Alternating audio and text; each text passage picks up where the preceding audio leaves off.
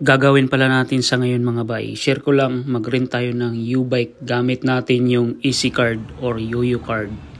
Share ko lang sa mga friends na di pa nila alam gamitin. Ang Easy Card ay pwede mo siyang bilhin sa 7-Eleven or Family Mart. At sa ibang store dito sa Taiwan, $180 pala ang card.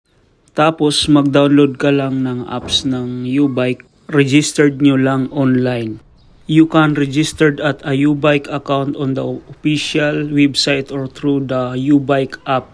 You can register at a U-Bike rental kiosk using your Easy Card or similar card and mobile phone number. Paano nga ba mag-rental?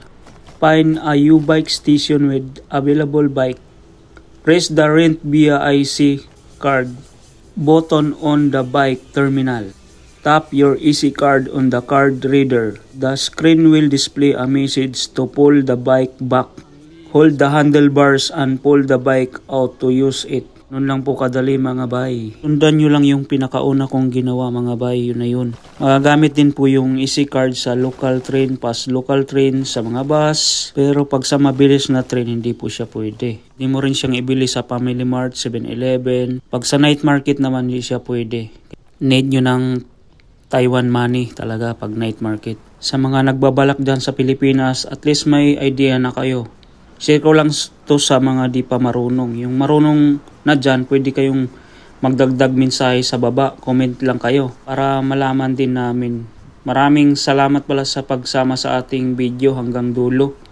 Pasensya na kayo sa ating voice over. Basag or practice pa talaga. Tour ko kayo sa bansang Taiwan. Montage natin yung mga gandang view nila dito. Ganito lang ako, stress reliever yung pag-ride. Nakaka-relax kasi sa isip ko at the same time nakapag-exercise na rin. Di po kasi ako mahilig magmukmuk sa kwarto, sa dorm, kaya solo ride, enjoy and relax at minsan konting tagay na rin. Brrt! Let's go mga bay, sabayan nyo ako magbike ngayon. Ganda ng panahon mga bay. Sarap lang mag solo ride sa yung daan. May baon pala akong pinya yan, yung nasa unahan ng basket natin. May nakita kasi akong pinyahan doon natutuwa naman ako ang lalaki. Tapos mura lang siya, $180 kaya yun, napabili tayo. Baonin natin. Yung U-Bike pala dito sa Taiwan mga bay, pwede mo siyang ilok buong Taiwan kasi napakarami talagang U-Bike station. Kahit saan ka pumunta, mayroon talaga. Mayroon nga siya doon sa likod ng dorm namin Kaya pag gusto mong magbike lang, yun, pwede kang mag-rent tapos gala-gala ka na doon. Kung wala lang talaga akong trabaho, subukan ko talagang ilok tong U-Bike buong Taiwan. Walang kung may gumawa na noon mga Pilipino, mayroon na siguro. Sa part na to, ayun, minto muna ako dun sabay tinikman ko yung binili nating pinya. Ang tamis niya mga bay. Tara, kain muna tayo.